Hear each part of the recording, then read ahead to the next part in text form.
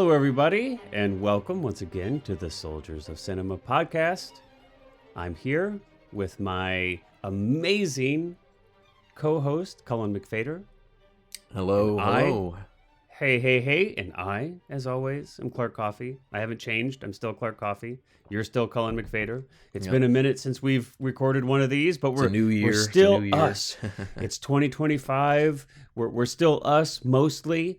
It's been a crazy couple months, but we're back again, and I feel like this will be an interesting conversation because I feel like this is different. This is a different film than I feel like any film that we've picked. At least it feels like it. I didn't pick this film because it's like one of my favorites, or I thought it was like necessarily some kind of standout film of its era. I mean, it does stand out in some ways. I'm not saying that it doesn't. We'll get to that. But I just, I don't know. It was one of those things I was thinking about. Usually a film comes to me like just, pops right into my head, boom, I want to do this one. This took me a couple weeks, I have to say. I was like, just nothing felt right. And then somewhere out of nowhere, well, not really out of nowhere. Actually, the 4K UHD release just dropped. So that kind of put it in my head, actually, if I'm honest. But still, I was like, this will be interesting. I haven't seen this film since I think its original theatrical release. I did go see this in the theater because I am that old. But yeah, I'm really interested to talk to you about this because I think it like stands out in a good way in some ways. I think in other ways it's maybe less strong. This isn't going to be like a home run hit, I don't think. Like there's, you know what I mean? It's this film is like, I know it was like really, it seems at least that people are really divided on this. You've got some people that really love it. Some people it just doesn't connect with. And especially on its release, even though I think it was like commercially pretty successful, critically it was really split. And were some interesting actors in this. The director I think is really unique. So yeah, I'm excited to talk about The Cell, man. Do you believe there's a part of yourself you don't show anybody? When I'm inside, I get to see those things. I feel them.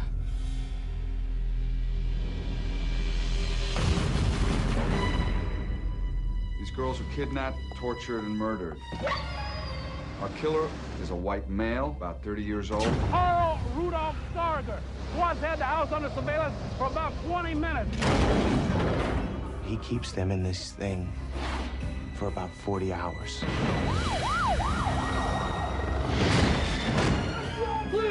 And after 40 hours, the water starts. And it doesn't stop. There is a girl that is missing. Her name is Julia Hickson. He is the only one that knows where she is. If he was conscious, do you think that he would tell you where she is? Are you sure? I'm sure. You bring in this monster, and you're asking her to go into that mine.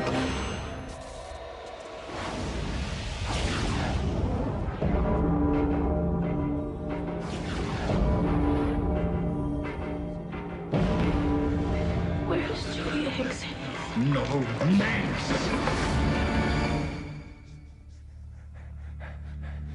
She's gone very deep into his world. So she's made contact.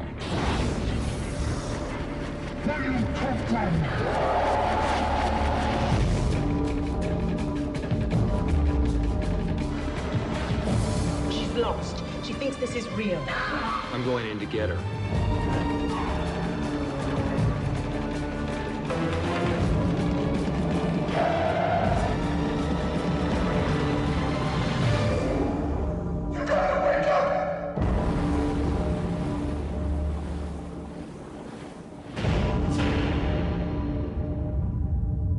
In what world do you live in?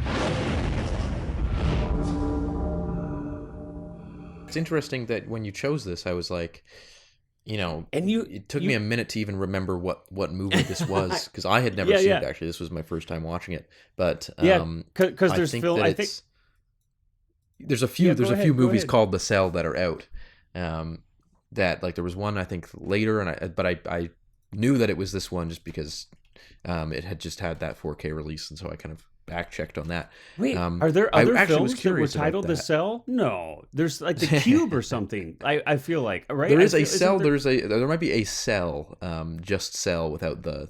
There is. There's a film that's just Cell, as in cell phone, not as in like a cell, a place to hold someone. Yes, that was that really horrible Stephen King adaptation, right? With John Cusack and Samuel L. Jackson. At least as my memory serves, it was a really not good film, if I'm remembering the right one. Yeah, I feel like that was a pretty big bomb. Yeah. But I'm curious because you said that the reason that this kind of popped up into your mind was because of the 4K release. Was that something when you saw that? Was it like hey, this is a new movie on 4K, so I'll grab it, and I remember seeing this, or was it like something that drew you to this movie that made you want to watch it again? Yeah. Or... No, that's a great question, and it ties right into kind of why I picked it and what my first kind of personal experience of the film was. So, like I said, I have a memory. I definitely can remember seeing this in the theater, and and we're going to talk about this, I think, a little bit more. But this film has visuals in it that are really quite striking. There's this is almost kind of like two genres, kind of merged into one almost. In this film, we basically, in a nutshell, we have a serial killer who's suffering from childhood trauma. And then on the other side, we have this social worker who's played by Jennifer Lopez. The serial killer is played by Vincent D'Onofrio. Is that how I always get that? Is that you pronounce it? D'Onofrio. Yeah. Okay. I pronounced it right. Why are you laughing at me? Don't laugh at me. It never sounds right. I thought you had misspelled it for a moment. No, I had to visualize it and anyway, don't laugh at me, Colin. It's not nice. It's been a while since we've recorded. I'm laughing with you. Feeling rusty. Okay. As long as you're laughing with me. Anyway, but just to give a little context, right? And so then we have this.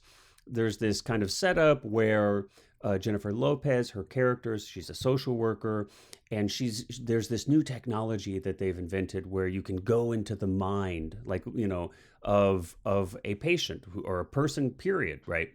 And in the beginning, they kind of illustrate that she's going into this mind of this child who's kind of catatonic, who's suffered from some trauma, and they're testing it out on this kid, and so she's going into these landscapes of the soul or the mind, really, just to kind of tie this into Herzog a little bit here.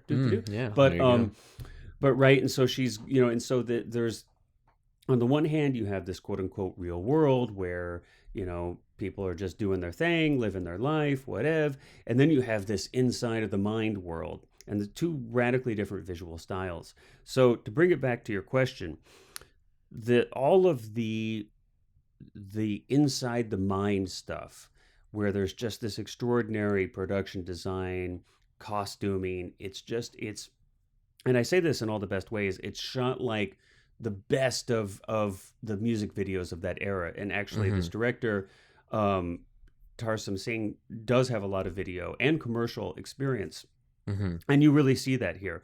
So that's what really stood out in my mind. I could still remember some of the striking visuals of that part of this film, and they had kind of just burned their way into my brain. Well, and any time a film is able to do that, I feel like it's worth revisiting, right? I mean, I can still remember specific shots, specific aspects of this film, even though I hadn't seen it for 20 plus years.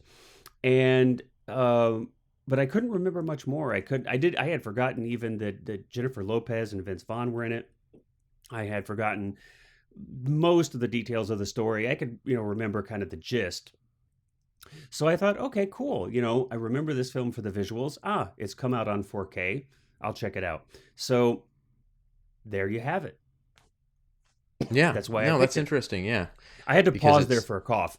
So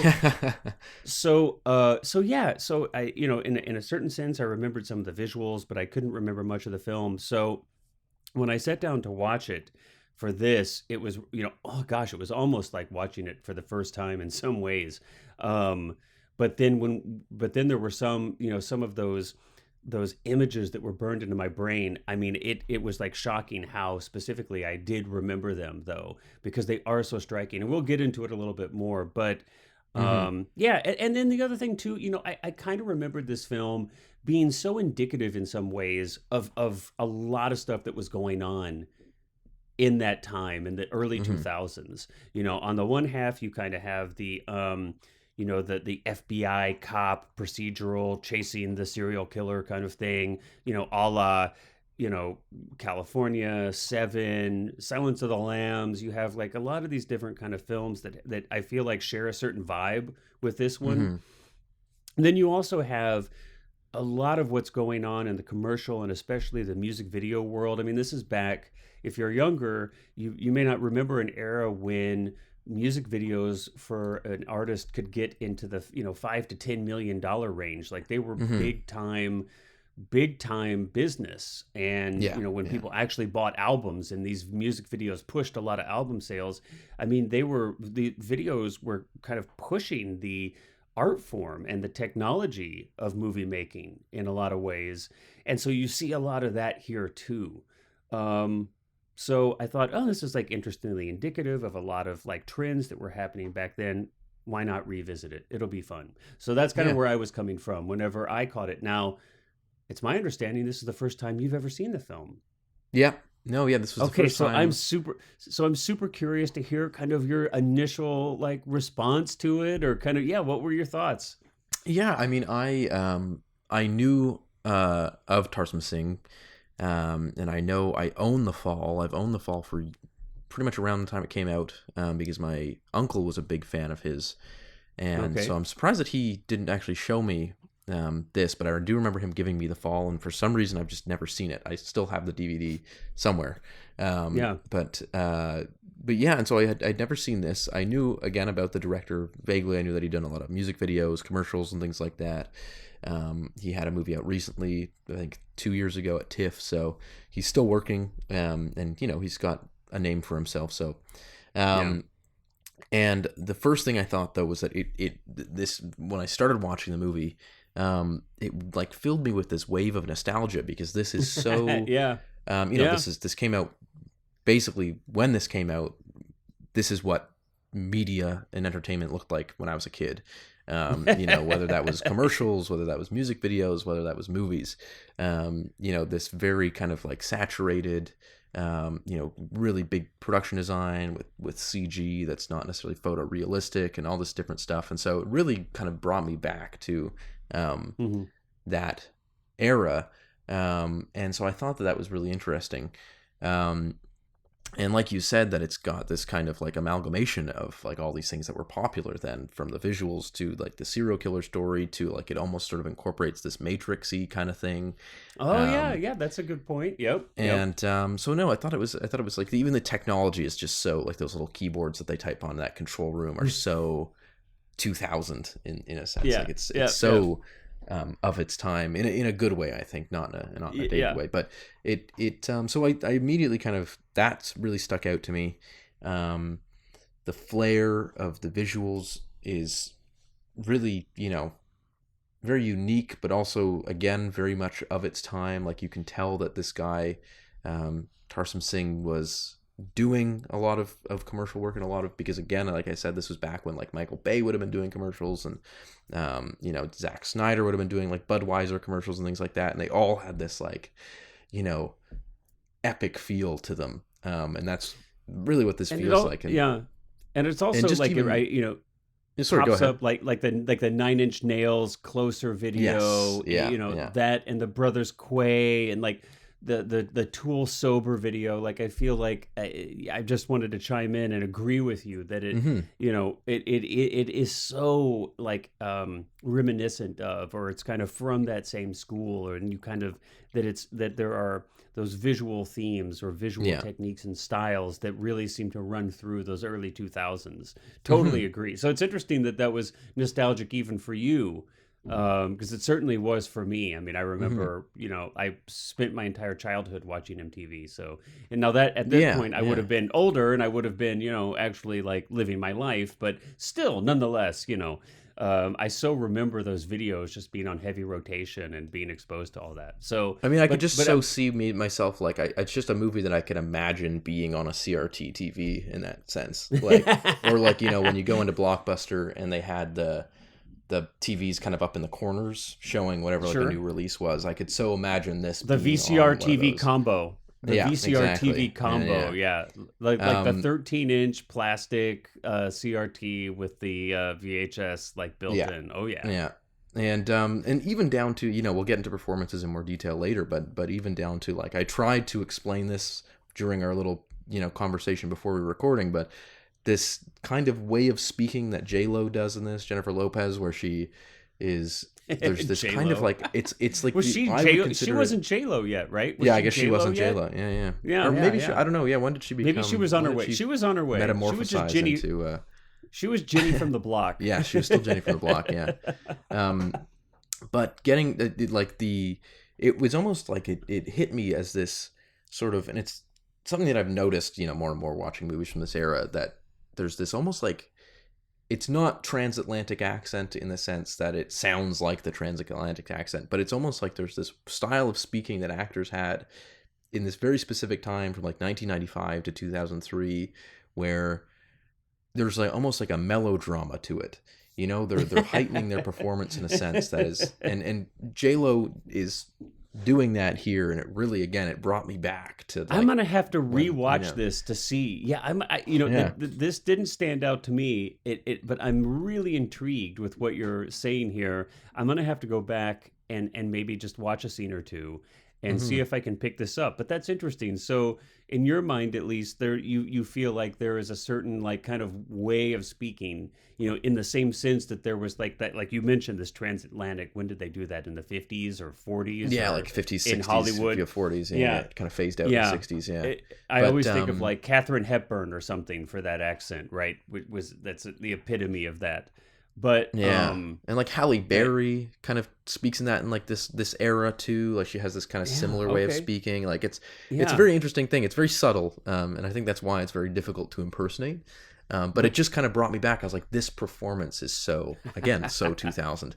But no, and then it's also, I think one thing that really was interesting to me is that it's not like a procedural in the typical sense. They kind of catch the killer in the first like act of the movie. Really, it's really the climax of the first act. There's not much of a sort of like detective. What is this killer's? Like it's not like they don't go through. Okay, how does this killer find his victims? Like there's one scene where he does kidnap a woman, but it's not like you're seeing his kind of like mind in terms of how he operates and how he goes about his nefarious plans to kidnap and to torture or whatever. It's not really so much focusing on his strategy, but more his psychology in a sort of forensic sense, which is kind of interesting. But then it also, it takes that forensic psychology thing and brings it into this fantasy world. And so it's really, it's a fascinating movie, because it's also very fascinating because, in case I feel like I'm beating a dead horse here, but if it was made today, it would be done in such a different way. You wouldn't see a film like this. You would strip back so much of that visual flair. I think it would be something sort of like you would have, even the like the room that they go into do the mind swap thing would probably be like the lab, like a sensory deprivation tank or something, right? Like it wouldn't be this hyper, high tech thing with these suits that they put on and all that. So it's really interesting that it's a very much a kind of time capsule of this. So tell me, but tell me, like, so totally picking up what you're putting down on all of that. But from purely just like a storytelling, just as an audience, you're watching the film. Just curious, like for your higher level take. Then, since first time you've seen it, were you emotionally drawn in? Did it captivate you, or were you kind of? I mean, I'm just kind of curious. It sounds like you definitely got this nostalgic vibe from the film, but was it effective as like a story in your mind for you? Yeah, I think so. I mean, I watched it twice. I watched it once last night, and then I watched it again this morning just to kind of get more familiar with it. And I wasn't bored. I think that is a sign of yeah, that's pretty intrigue good. If at you're least, not, that it wasn't like if you can watch something twice in a row in basically less than 24 hours, I think that, and it doesn't, that's a good sign. Get a little bit boring, then yeah, you're probably on the right track. I think one of the key aspects of that is that it's a very simple story. Sure. It deals with kind of this whole like morally gray, nature versus nurture, is like an evil person evil because of the way they were brought up, or is it psychological damage? Can you excuse these evil acts? So there is like a morally gray kind of conversation. Or can you have empathy? Yeah. And it's interesting that you bring that up. It's not something I think that I thought of consciously, but we could talk about it here now that you mention it. Because the film certainly is not going out of its way in any explicit or overt way of trying to make a statement on what you just said, which is the nature versus nurture. But I think, at least I didn't feel that. I didn't feel that it was overt in any way. But what I did feel, especially now kind of looking back in hindsight that you mentioned it, is that I think the film is definitely asking for you to empathize with the bad guy, quote unquote. Yeah. Definitely asking for you to do that. And that's interesting. That's not something that really popped into my mind. And maybe it's because I'm kind of already there, just as a person. Not that I would, of course, condone any of the behavior, but that I just automatically kind of have a general understanding of like how trauma can perpetuate and, how victims can victimize. And so I've kind of got a built-in empathy for that, right?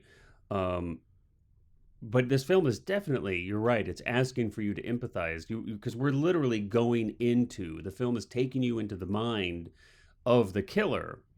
Yeah. And as like scary and kind of twisted and demented they are making that visually. And we can talk about some of those like specific scenes in a minute, but we're definitely being asked to, hey, look at the trauma that this kid has suffered. And of course, J-Lo, we're kind of looking through her eyes, right? There's even a point literally where she's like locked in a closet and she's literally watching these vignettes of of Vincent's character, the serial killer, as he's being tormented and abused by his father. Yeah. So we're literally kind of seeing that. So that's interesting. That's a really good point that you bring up. I hadn't thought of that specifically. Yeah, and that's exactly what the film is doing. Yeah, it's not complicated, and I don't mean that it's like simplistic in a negative way. I mean that it's not complex. It's not trying to ask like massive moral quandary questions and make you come out like questioning the way you see the world to a degree. But I think it does do a really good job of making that moral question simple and efficient. Maybe efficiency is not the right word, but I mean, when I say efficiency, I mean more in the sense that it doesn't take you much to fall into the story. Well, it's not didactic, or it's built into the story. It's built into the story. You don't perceive any kind of preaching or any kind of... And each of the characters' arcs revolve around this theme too. Vincent D'Onofrio clearly is someone who, he describes in his little expository moments that he's someone who has faced sort of trauma like this, both in work, and sort of implies at one point that he faced similar trauma as a child, and so there's all these little things that it's like, all the characters, it's very much a screenplay that would kind of pass all of those checks of like, set up your characters, have this structure, and I don't mean that in a negative way. I mean it's very effective in the way that it does that, and because of that, it's a very easy watch. Like, it's not exhausting, it's not it doesn't take too much out of you to watch it. It feels it just kind of maybe feels for like, some again, people, it visually, could, yeah, it may there is be. there I is mean, some disturbing stuff, and there's, you know, I wouldn't say that this film is definitely, I wouldn't call this film a violent film, although there is some violence in it. But but this film could be disturbing to you know. There's certainly, it's certainly yeah, the film is attempting in its portrayal of, you know, the interior of these people's minds, that both the child in the beginning, who's kind of in this catatonic PTSD state, and then of course the many times we go into the mind of Vincent's character, the serial killer. I mean, certainly there is like at least attempts to be disturbing. I mean, the movie is the director is working toward creating disturbing imagery and a disturbing landscape, or a disorienting at the very least, or surreal at the very least. So, you know, I mean, there could be, you know, for you maybe this was just, you know, not even, but for some, yeah, and I don't know, mean necessarily easy in the sense that it's like not disturbing. I mean easy in the sense that it's the story's not convoluted. it's something Is that that you what could, you're yeah, trying? it's You're not, trying it's to really say that easy it's to not just kind of, convoluted. yeah, pay attention Yeah. to, and to get and to understand motivation, and to, Well, you know, to go in and that I think sense. it's, Yeah. yeah, it's not convoluted. The movie is definitely not about plot mechanizations. This isn't, you know, this is not a film that's about, you know, like you even said, it's not even about actually trying to track down and find this killer and figure out who he is. That's done by the end of the first act. But it is, we're kind of like then the chase becomes, we've got to find out where. Now this is, we haven't talked about this part of the plot, but just in case it's been a while, friendly audience, that you've seen the film. So what happens after, like Cullen had said, we do see him kidnap in the very beginning of the film. He's already killed a woman, and we see him kind of prep her for his, you know, kind of, gosh, it's like, this is actually one of the most, like, I think, like difficult or kind of almost, you know, traumatizing parts of the movie, is that, you know, he's basically like sexually aroused by this woman that he has killed, and then like put in a bathtub of bleach, and like he has video recorded her death and her struggle, and he's being actually like sexually stimulated by this. That was maybe the most difficult part of this film for me to watch. That was not pleasant. It wasn't meant to be pleasant. It certainly wasn't. It was like really disturbing. Yeah. It's really disturbing. But then we see him very soon thereafter kidnap another woman. And so now we kind of already know, of course, because of the setup, what he's going to do with her. And basically he has put her in this plexiglass or glass cell, and the cell is slowly filling with water. And water is a theme throughout the film that we will see over and over again. And I'll be curious to hear your thoughts about kind of what you think that symbolism is, or maybe what that might mean, because I'm not quite sure I know myself, but maybe we'll kind of find it together.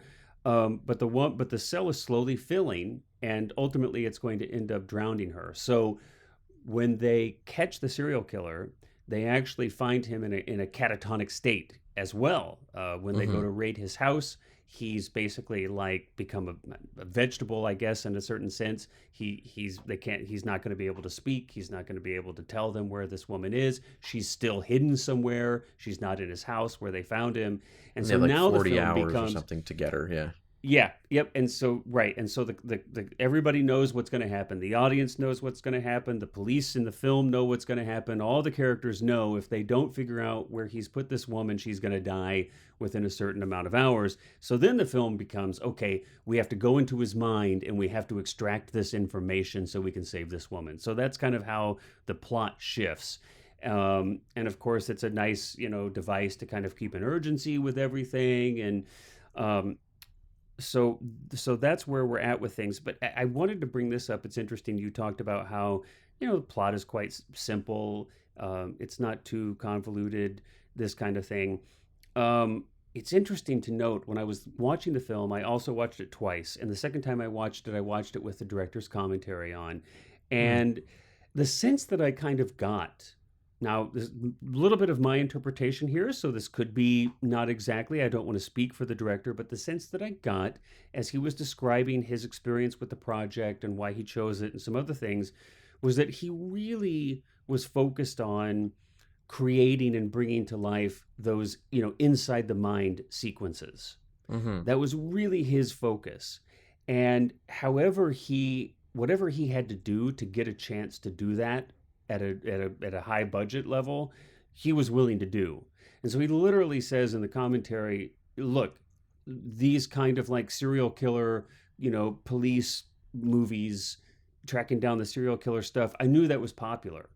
And so here I had this script. And so I knew that I could kind of put this imagery, would fit in these moments in this script. And so that's why I did it. And so I didn't get a chance to listen to it, but there is a commentary by the screenwriter. But it's my understanding that, the screenwriter didn't envision any of like all of this, all of the surreal inside the mind scenes that Tarsem put into this film really weren't in the script, at least nowhere near. Yeah, at least nowhere near the way they ended up. And so yeah, I mean, I don't know, that may have something to do with it, that the script really wasn't designed from the beginning to be much more than just this, kind of like what was popular at the time, serial killer on the loose, and we've, the good guys have to chase him down, and, that we see in so many of those films. But it was a vehicle for the director to be able to create these extraordinary visual landscapes. So I don't know if that, maybe that has something to do with what you're feeling with the script. It was, he saw it as just an easy vehicle. Again, this is my interpretation, kind of just picking up pieces of what he's kind of said in the commentary. So, I don't mean to put words in his mouth, but that's my kind of take on it. Yeah, I mean, I honestly think my biggest complaint about the movie, and I noticed this a lot more on the second viewing too, was that I think it sort of lacks that urgency, that it sets up this kind of ticking time bomb with the woman in the cell, and she's going to drown. But I think it feels very disconnected from these moments that we have at the laboratory. Like the Vince Vaughn sort of will occasionally chime up and be like, "Hey, we don't have a lot of time." But there's a lack of. He looks at his watch. He looks at his watch and taps. I think not that we ever like sit here and go like, "This is what I would do." No, that's okay. But I think what would have helped the movie would be to have kind of seen this and perhaps this would have overcomplicated it, but if we had just a little bit more of Vince Vaughn doing the police work, kind of trying to balance out, because we've got this character that's established that he doesn't sleep and that he's like kind of like he's always working, and so if you had balanced out some of this laboratory stuff with maybe them searching property by property by property in this California valley to find this woman, it's like they're coming up with nothing. And it's like, maybe Vince Vaughn and J-Lo have a little bit more tension, because he's just like, I don't even want to do this. I don't think it's going to work. We're going to do this, the old fashioned way, and we're going to find her by searching this whole valley. I have a theory. This house, and then I have a theory. Yeah. So extrapolating from what I just told you about what the director was focused on. Yeah. It's possible that he was just much less interested in all that stuff, that he was not anywhere near as interested. And I'm going to draw a parallel to you. Blade Runner. Blade Runner is another film that's made by a director that I think is probably one of the best, production designers who's ever made a film. Of course, he's a director, Ridley Scott, but I think his strength really lies in production design and the visual and the worlds that he creates. Yeah. And I think Blade Runner is another film that you could say that you could level the exact same critiques of that you just did, which is, in the plot, in what's actually going on, you have it's supposed to be this cop has to track down, these escaped replicants before they, kill people or do whatever they're going to do. But there's not really like a lot of detecting going on, of course. And if you watch the different versions of the film, and if you listen to Ridley Scott's, commentary, and of course there's been books. I mean, there's been, Lord knows how much ink has been spilled in dissecting that film and its many iterations. But that was a part of the problem with that film, was that the studio is saying there's there's no detecting going on, and Ridley Scott is like, who cares? Look at the this is beautiful, and so we should put in a scene where he finds a snake scale in the bathtub, or what they're like kind of shoehorning in the plot stuff, the detecting, right? That's supposed to be, propelling the story.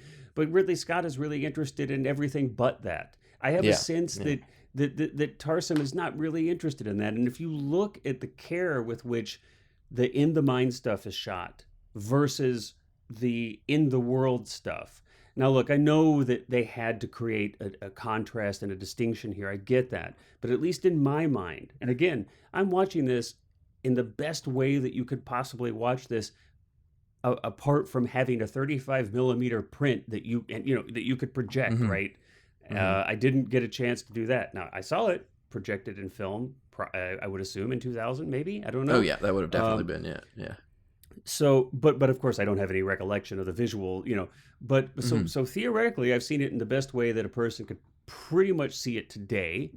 And I was really taken aback by how flat, how gray, how visually uninteresting the film is, and how just kind of uninterested the director almost seems in all of the real world stuff. Yeah. And then when we get into the in the mind stuff, I see this explosion of energy and creativity. Now, maybe that's just me reading into it a bit, but that's my hypothesis. No, and I was that's exactly kind of like what I was alluding to in that when I was saying that the plot mechanisms kind of feel less like it, that with the lack of that urgency, and I totally agree that I think that it's definitely because, and I mean, I think that we've talked numerous times on this podcast about how neither of us really, plot is like the least thing that we're really caring about. So I'm not necessarily saying this from a cinema sins like ding point.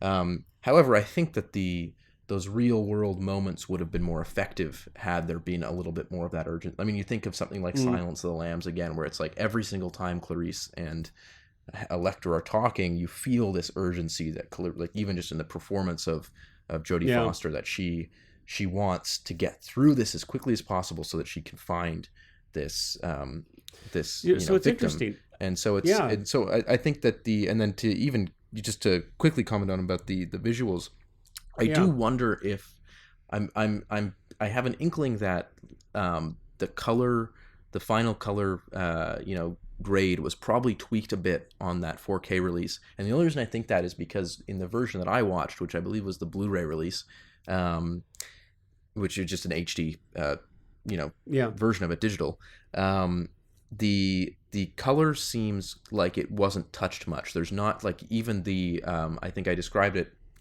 in our pre-conversation as sort of looking like a Kodak demo reel of like a new film stock. So even the real world stuff in the version that I watched is still quite saturated, whereas I wouldn't be surprised if now that the director's going back doing a new color kind of suite for this, that they sort of said like, let's bring up that contrast between the real world and the fake world more, and so they kind of maybe desaturated that real stuff, because in the one that I saw, that the colors are still quite saturated in the real world, but I totally get what you mean in terms of just the way that it's shot. It's very I'm just talking about visual texture. Yeah, I'm just talking like visual texture, blocking, movement. I mean, it's just they're like lots talking over the shoulder. They're just talking in like gray walls. And there's like just flat. It's like the laboratory that they're in is really, quite frankly, like there's very little visual texture. It's frankly quite boring visually. Almost everywhere that we are when we're in the real world, it's maybe it does.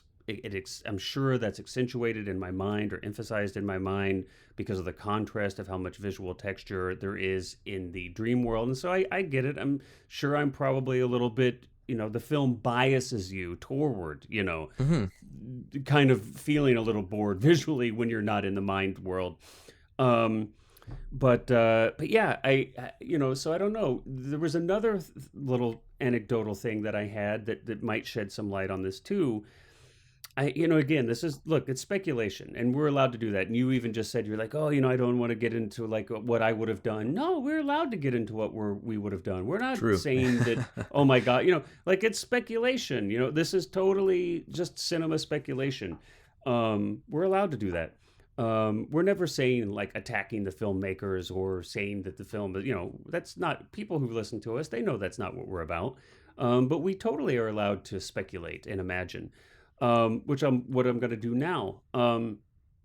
There was, interestingly, again, so when I'm listening to the commentary, the director commentary, Tarsem's commentary, one of the things that he brought up numerous times, and that and it's not like he did this commentary, I don't think, like, the year he made the film. I think the commentary might have been made a few years afterwards, although I'm not sure. Regardless, he brought it up numerous times in the commentary, which makes me think this is something that's really important to him. So the actress who plays the second victim, who is placed in the cell that's slowly filling with water, and that's kind of like our ticking time bomb, right?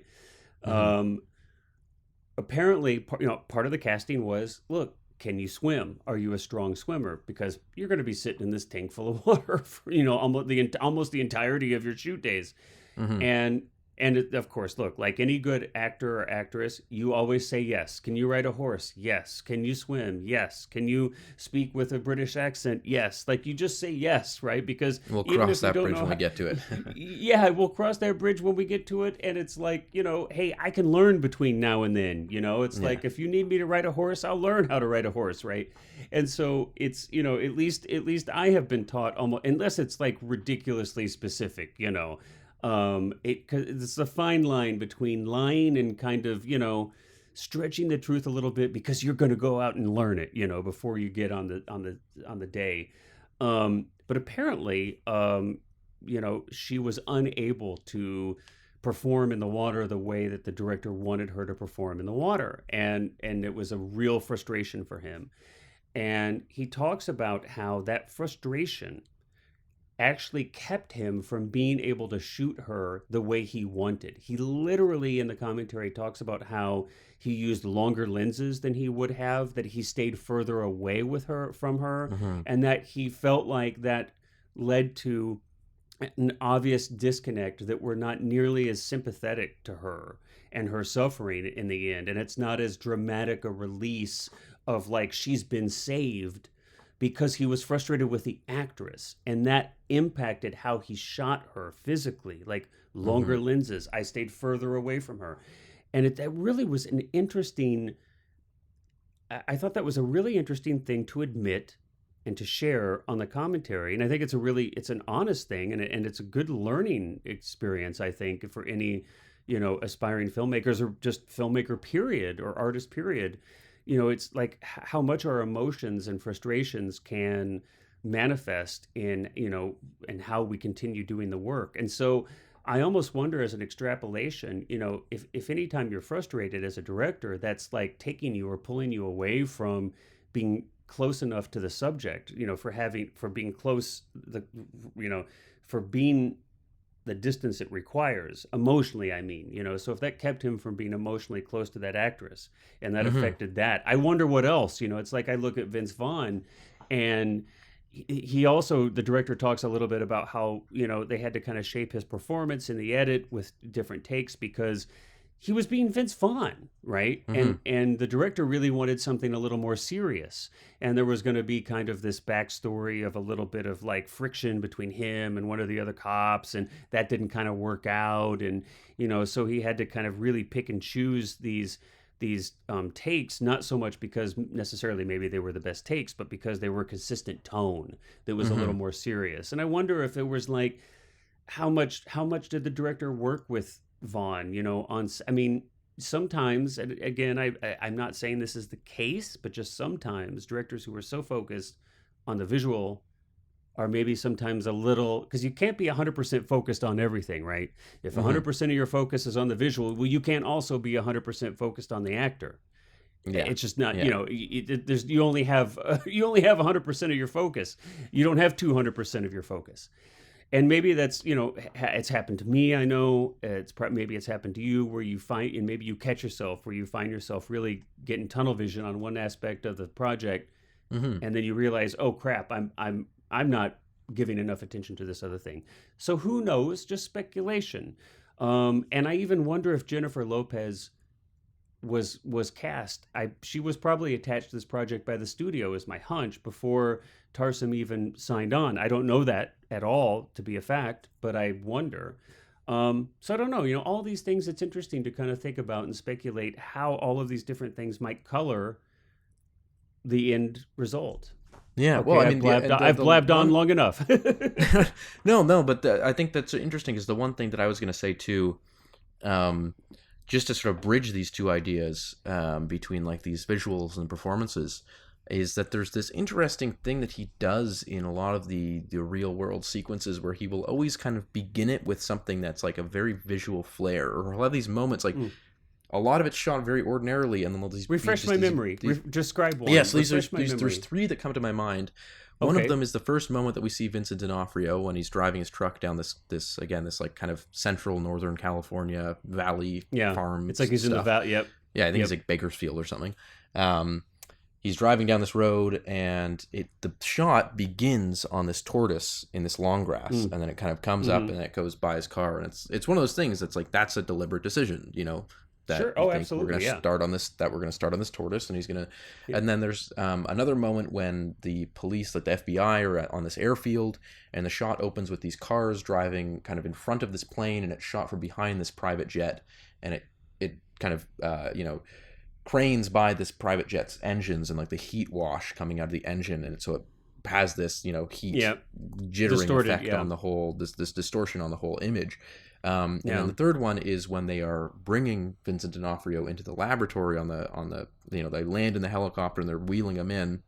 There's this woman on the bridge who is looking down at them like one of these lab assistants. Kind of, it's an outdoor bridge, and she's sort of, it's like a pedestrian bridge. She's looking down at them, and then you see in the there's a side shot, and you can see her kind of follow them, and then she runs to the other side of the bridge and looks down at them. And there's these little visual flares that he includes in these moments that kind of piqued my curiosity, because I was thinking, was this something where he thought these visuals, I want to make the real world visuals boring, but I don't want them to be too boring, so I'm going to throw these little elements in.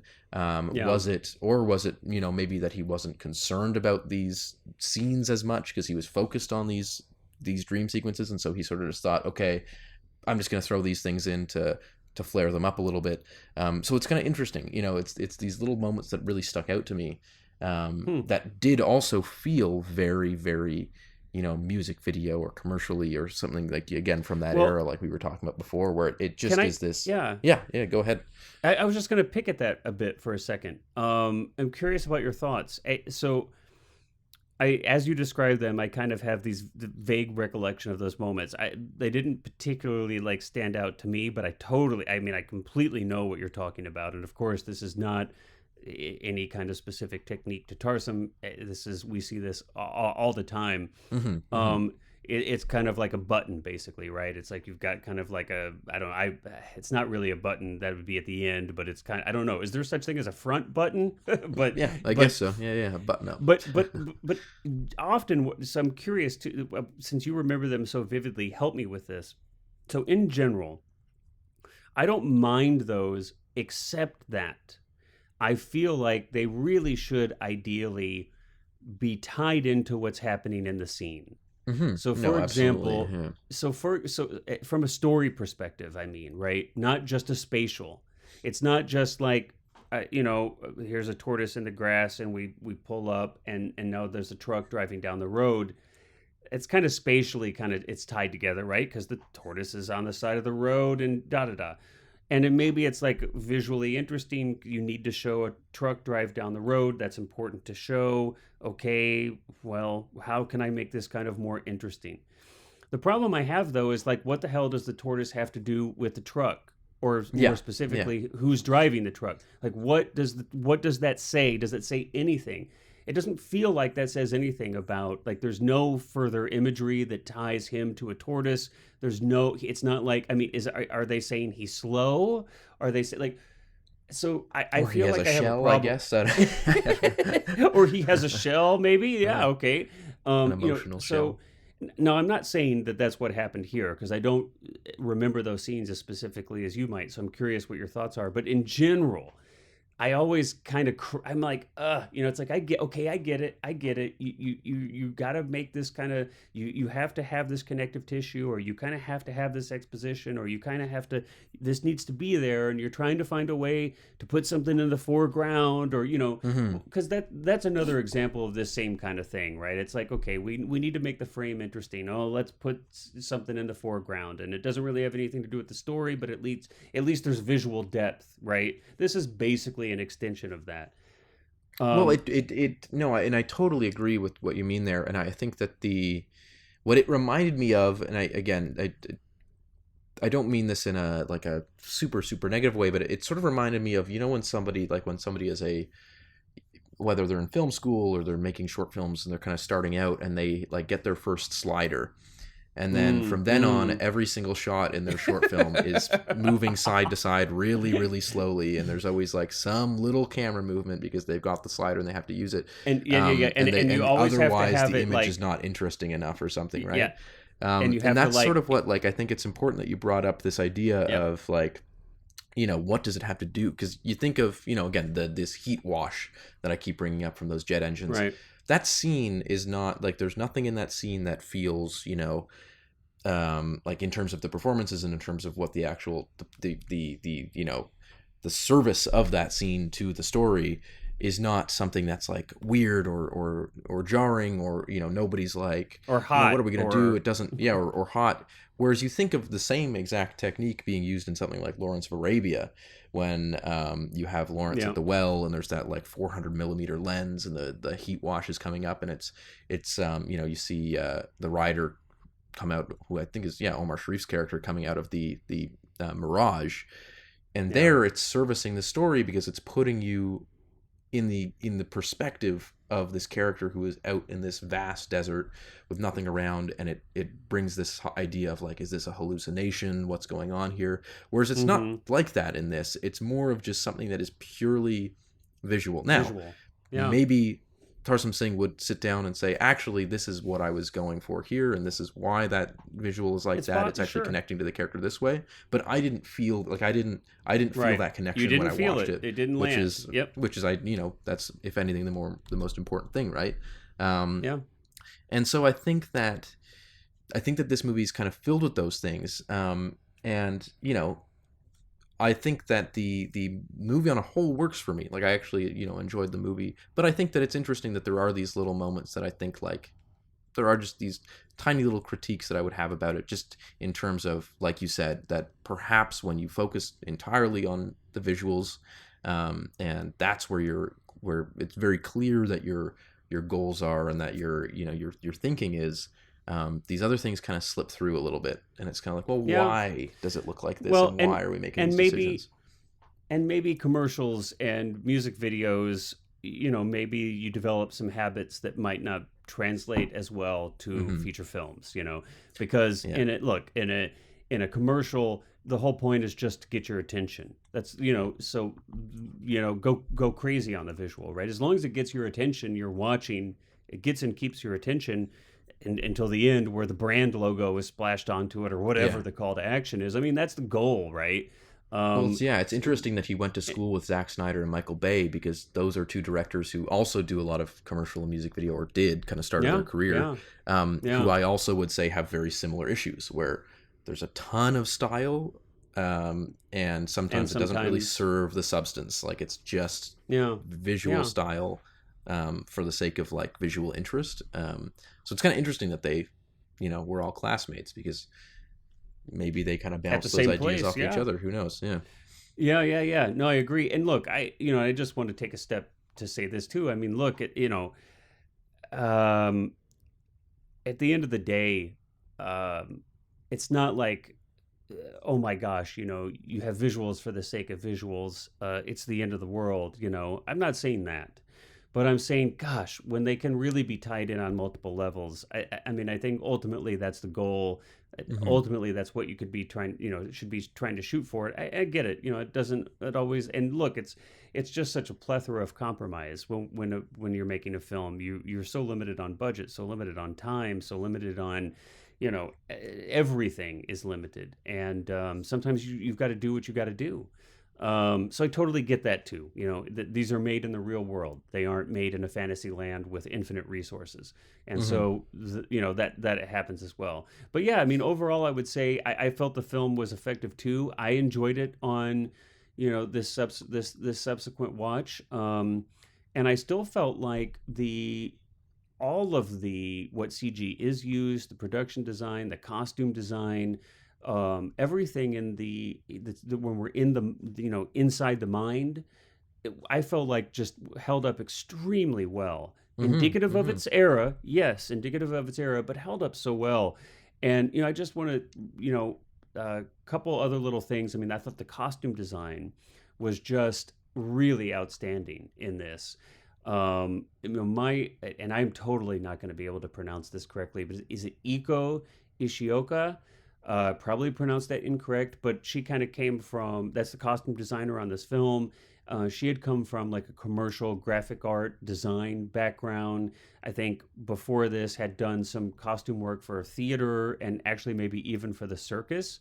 But I don't think, I'm not positive, but I don't think she had done costume work for film. But I feel like her approach to these costumes are just outstanding when we're in inside the mind is kind of what I keep calling it. But when we're in that world, I mean, these costumes are so striking. They're just extraordinary. Yeah. Outstanding work, in my opinion. Yeah. Yeah, and I think that I sort of mentioned this in the intro, but that like this is very much again at the time when CG wasn't photorealistic, so it was used so much more as a special effect. In the literal sense of that word, like where it is, and it's like really magical. It's an interesting, like it's I like that. Like I think that even though the CG is not photorealistic, it adds this really, really kind of fantastical feel to a lot of the visuals that, and it's blended well. It's utilized really, really well. I think, despite not being technically perfect, I think that it really does look good. In this film, and it's used really, really tastefully. Yeah, I mean, even just near the end of the film when Jennifer Lopez, her character, is basically it's kind of like this cross between like a baptism and like a mercy killing. Near the very end of the film, and you kind of have this close up on her face, and that she's talking to, and it's cross cut with Vincent's face, his character, and you have this like blooming around the frame as they speak, and really the frame, it's just their faces. We're in close up, and you have this blooming of this like golden vines with like blossoming flowers that are they come out of this. It's computer animation. Framing them literally like you would have a painting in a frame. It's like literally it looks like a photo frame. It looks like a photo frame, and it was I was so fascinated by that. But it's something that I mean, I don't know that I'd ever seen that in a film before. But I guess it speaks though to your point where the computer graphics, and it doesn't look real. It looks animated, but that's where they were at with the technology. But they really utilized it. It worked really well with what they with everything in the film, and you buy into it because of the style of the film generally. It's so heightened, right? It's so stylized. It's so heightened, so stylized. Yeah, that sort of thing reminded me a lot of. Now, Tarsem Singh never worked in the Indian film industry, but I don't think. But he grew up there, so it's very clear. Like naturally, you're going to be influenced by some the things exposure. That you watched as a kid, and that reminded me those moments especially reminded me a lot of. Some of my, like, even just S.S. Ramajouli, who did RRR a few years ago, but he also has these really great movies that he did. Like, I love his movies, and they're always very similar, where it's like using CG as a special effect that doesn't necessarily look real, and you frame like it looks the point sort is of not like almost like look Bollywood real. Music video in a sense. Yeah. Exactly. And so I saw a lot of that influence kind of came through very, very clearly for me. Even just again in the performances, that there's a certain, like, with maybe the exception of Vince Vaughn, because like you said, he's just kind of being Vince Vaughn. I would say Jennifer Lopez and Vincent D'Onofrio are actually both really serve their characters really well, and they're both heightened in a very fun way, in this kind of melodramatic way. The child actor that plays the young boy, I think is really good too. So I think that there's this very very heightened melodramatic sheen on it that I think really, really works for especially those dream sequences. I think they are done really well.